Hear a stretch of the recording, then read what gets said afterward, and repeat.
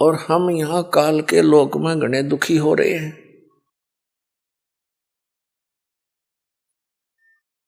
वो हमें दुखी देखकर स्वयं भी बहुत परेशान रहते हैं कि अब इनको कैसे काल के जाल से निकालकर अपने लोक में ले चलूं, क्योंकि यहाँ के भगवान ने, यहाँ के स्वामी ने, इस ब्रह्म ने, काल ने, ज्योति निरंजन ने आप जी को पूर्ण रूप से अज्ञान से रंग रखा है।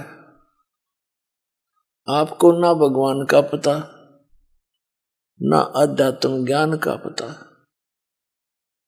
जिससे ये पता चलता है कि आप कौन हो, ये यहाँ किस लिए जन्म और मर रहे हो, सारा जीवन संपत्ति इकट्ठी करने में सारा जीवन लगा देते हो, एक पल में आपकी मृत्यु हो जाती है, सब धरा धराया रह जाता है। ये के तो कोया बता, ये कोई जीवन है? हम इस सोच से जीते हैं कि हमारे बच्चे सुख से जी लेंगे, हम मकान बना चले, और बच्चों का क्या पता वो कितने दिन रहेंगे उस मकान में। तो इतनी बुद्धि हमारी काम ना करती, और यदि हम सोच भी लें तो फिर कोई विकल्प नहीं नजर आवा था कि इसका विकल्प क्या है। अब परमेश्वर ने इसका विकल्प आपके समक्ष खड़ा कर दिया। अब जितनी मेहनत और परिश्रम आप इस काल के जोड़ तोड़ में लगाया करते थे, उससे 20% भी इसमें लगा दोगे भगवान वाले में, तो भी आपका सदा का छुटकारा हो जाएगा जन्म और मरण से। आप सदा सुखी हो जाओगे, आपको यहां भी सुख मिलेगा। तो इसके ज्ञान होने से ही हम इस संसारिक कर्मों से उल्टे हटेंगे और भगवान की तरफ ज्यादा बढ़ेंगे। आपको यदि यहां भी थोड़ा बहुत जैसा यहाँ का सुख है वो चाहिए, तो भी आप जी ने कबीर परमात्मा की भक्ति ही करनी पड़ेगी। यहां भी सुख यही दे सकता है, आपके परिवार की रक्षा करेगा, आपकी रक्षा करेंगे, आपको भक्ति देंगे, आपके साथ साथ रहेंगे। जो जन मेरी शरण है ताका हूं मैं दास, और गेल गेल लाग गया फिरूं जब तक धरती आकाश। जो बच्चा गऊ की नजर में यूं साईं को संत, और भक्तों के पीछे फिरे वो भक्त वत्सल भगवंत। जब आप इसकी शरण में आ जाओगे, इस दास से उपदेश ले लोगे, उसी दिन से परमात्मा आपका हाथ पकड़ लेगा। और जैसे माता पिता अपने बच्चे की प्रत्येक सुविधा का ध्यान रखते हैं, ऐसे रखेगा। अब परमात्मा हमें याद दिलाते हैं आकर के, और कहा करते अपने आप में उदाहरण दे देकर वो परमेश्वर हमें समझाने की चेष्टा करते हैं। क्या बताते हैं? मानत ना मन मोरा साधो, मानत ना मन मोरा रे, बार बार मैं ये समझाऊं जग में जीवन थोड़ा रे, बार बार मैं ये समझाऊं जग में जीवन थोड़ा रे। मानत ना मन मोरा साधो, मानत ना मन मोरा रे, बार बार मैं ये समझाऊं जग में जीवन थोड़ा रे, बार बार मैं ये समझाऊं जग में जीवन थोड़ा रे। इस काया का गर्व न करियो, के काला के गोरा रे, इस काया का गर्व न करियो, के काला के गोरा रे, बिना भजन कछु काम न आव चाहे, एतर छड़को चहूं ओरा रे, बिना भजन कछु काम न आवे चाहे। अतर एतर छड़को चहूं ओरा रे, मानत ना मन मोरा साधो, मानत ना मन मोरा रे।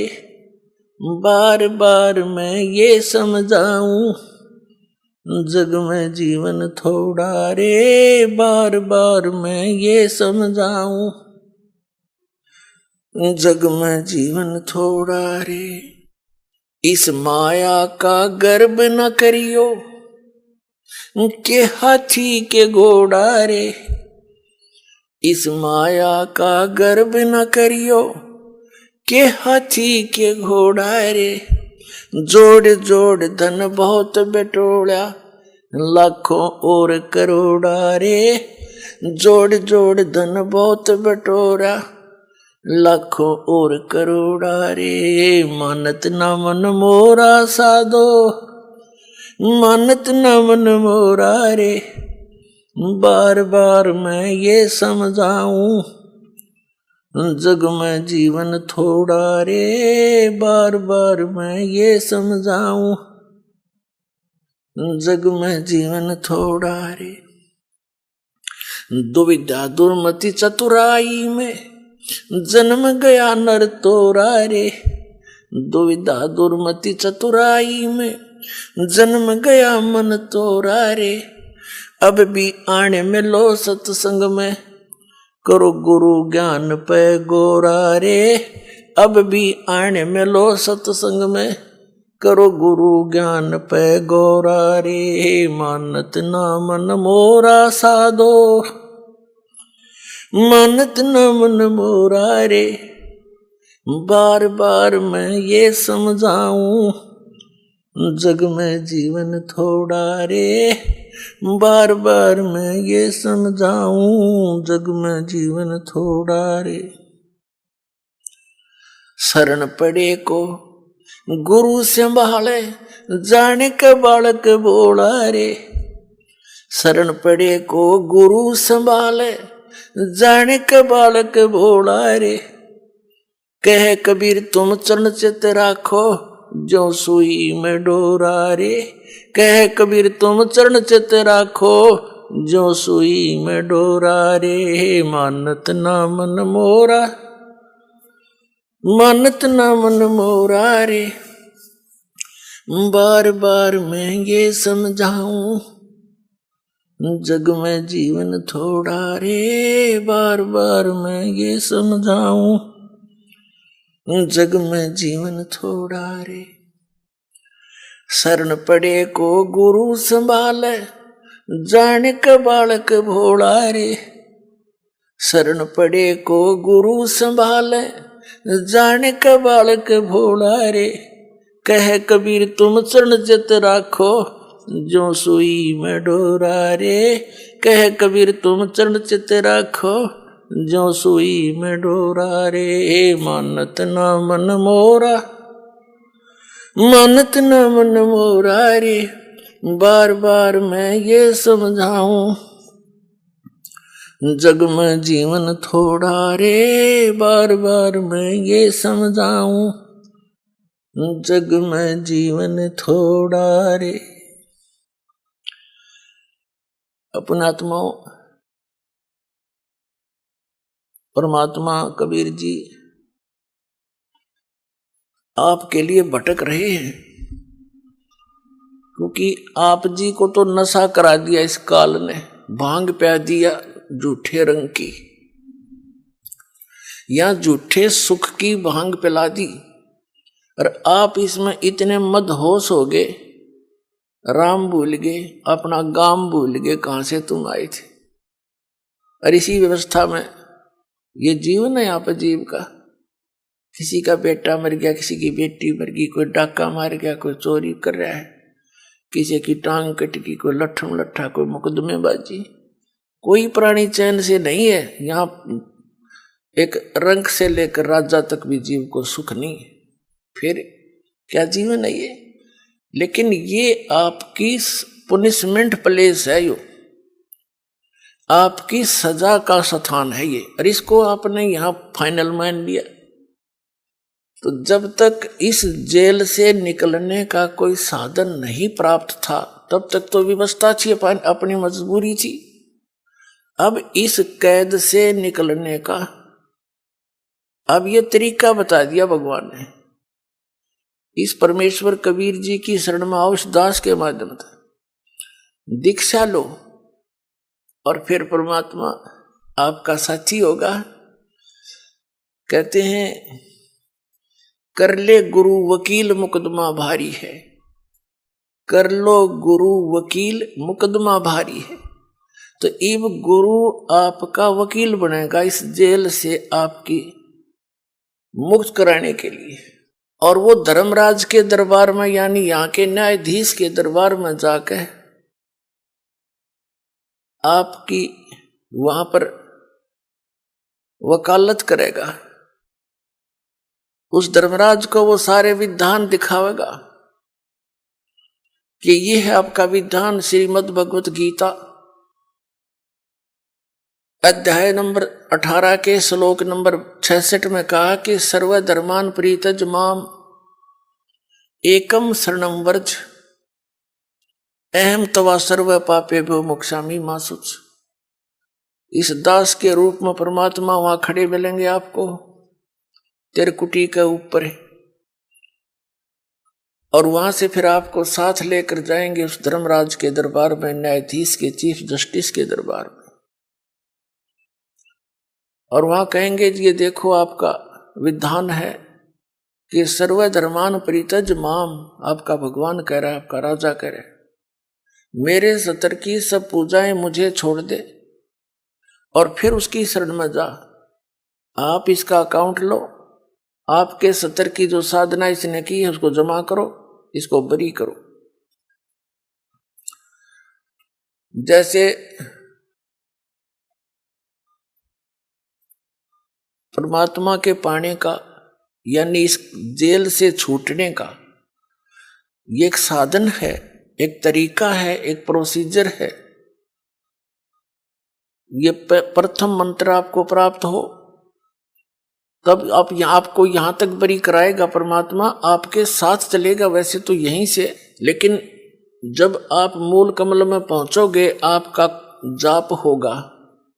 ये प्रथम मंत्र में जो आप जाप करते हो मूल कमल का किलियम, तो वो परमात्मा आपसे पहले यहां तक तो आपको क्लियर कराए पाओगा, आपका डेबिट क्रेडिट साफ करके, और आपके वहां अकाउंट यहां तक तो ऑटोमेटिकली आप साफ मिलोगे। फिर त्रिकुटी में जाकर बात बिगड़ती है। वहां एक बहुत बड़ा मेला भरता है, वहां पर बहुत भयंकर स्थान है वो अनजान व्यक्ति के लिए। कहीं पर जैसे मेलों में आपने देखा हो, कहीं तक कोई नाच रहा है, कोई गा रहा है, कोई रीछ नचा रहा है, कोई बाजीगर तमाशा दिखा रहा है, कोई रागनी गा रहा है, किता कुछ ढोल पीट रहे हैं, और किता कोई साधु संत कोई कथा सुना रहा है। तो त्रिकुटी पर जाकर के बहुत बड़ा विशाल स्थान है वो, वहां पर ये काल नीचे के जो संत हैं नकली उसने भेज रखे हैं, ये इनके रूप धारण करके अलग अलग मंच बनाकर वहां सत्संग कर रहा होगा। और कहीं नाच रहे हैं, कहीं गा रहे हैं, कहीं पंक्तियां लगी हैं धर्मराज के दरबार में जाने के लिए। तो वहां यदि परमात्मा आपके साथ नहीं होंगे तो आप विचलित हो जाओगे, और उस समय परमात्मा आपकी बाजू हाथ पकड़ेगा, जैसे बालक का उंगली पकड़ लिया करे माता पिता, कहीं मेले में रड़ ना जाइयो, गुम ना हो जाए, यहाँ पर ऐसे साथ ले जाएगा। अब बच्चा भीड़ के अंदर कहीं भी कोई आकर्षक वस्तु देखता है, पिता का हाथ छुड़ा कर उसकी तरफ भाग जाता है, पिता को ध्यान नहीं रहे तो मेले में गुम हो जाता है। तो वह ऐसी स्थिति है। तो क्या बताया है कि जब प्रथम मंत्र आपको दिया जाएगा तो ये यहां तक की कैद आपकी मुक्त हो जाएगी, कंठ कमल तक, इनसे यहां तक बरी हो जाओगे आप। इन 5 मंत्रों से। इसके साथ साथ जो 2 नामों की जो धन है आपका, वो आपको अलग से मिलेगा। आपके सतलोक जाने वाली कमाई में वो सहयोगी होगा, क्योंकि वो उस परम पिता का जाप है। इसलिए उस सारनाम की जो आपको मिलता है लेट, उसकी कुछ पूर्ति ये 2 मंत्र करते रहते हैं साथ के साथ, क्योंकि डॉक्टर को पता होता है कौन सी औषधि इस रोग में रोग काटने की है, कौन सी इसके बॉडी को सपोर्ट देने की है। तो कंप्लीट कोर्स डॉक्टर ही जानता है, जो वेल नोन होता है। तो ये दास इस रोग का डॉक्टर है। इस पृथ्वी पर नहीं है कोई व्यक्ति और जो इस दास को ज्ञान है।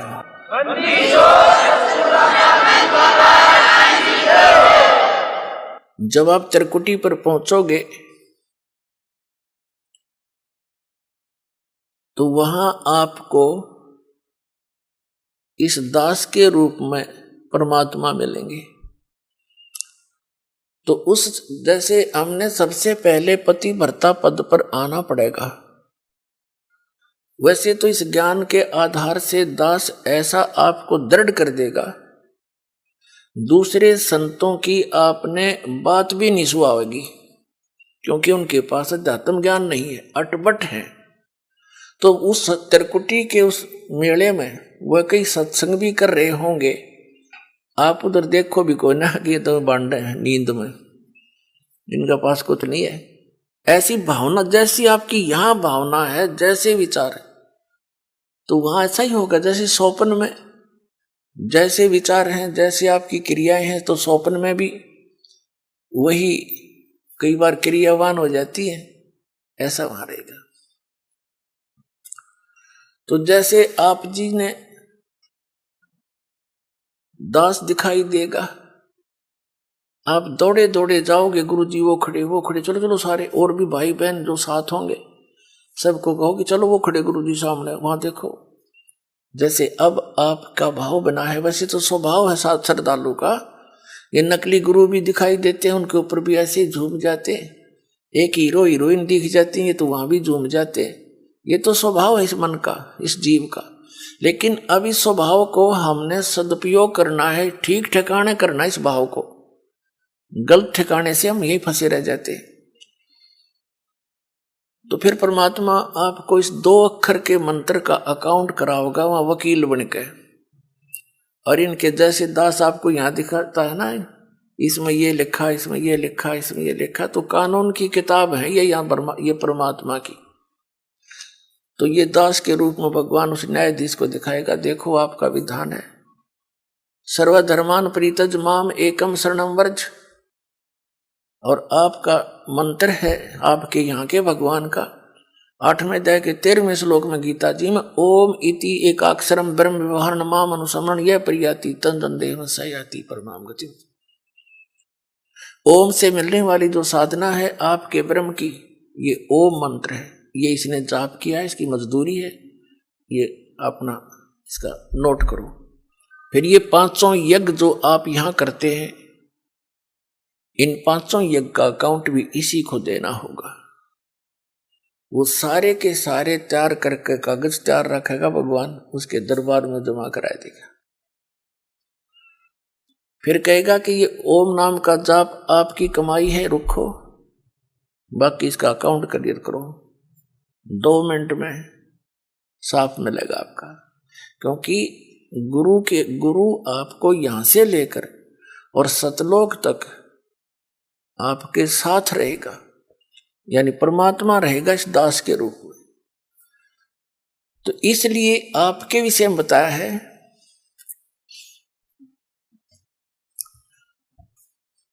अब क्या बताते हैं कि इस काया का गर्भ न करियो,